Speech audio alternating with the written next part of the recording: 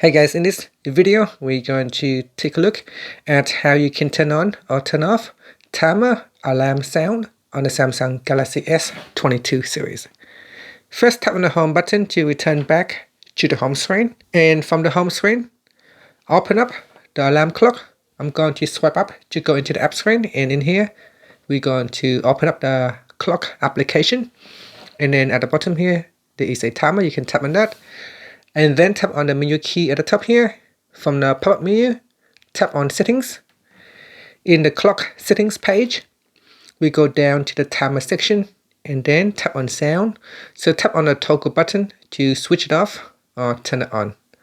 If you switch it off, your timer still go off, but it will not make any sound. But if you turn on vibration, you can still have your timer alert you with a vibration and without making any sound. And that's it. So that is how you can turn on or turn off. And now you can tap on the back key to go back to your timer page, or tap on the home button to go back to the home screen. And that's it. Thank you for watching this video. Please subscribe to my channel for more videos.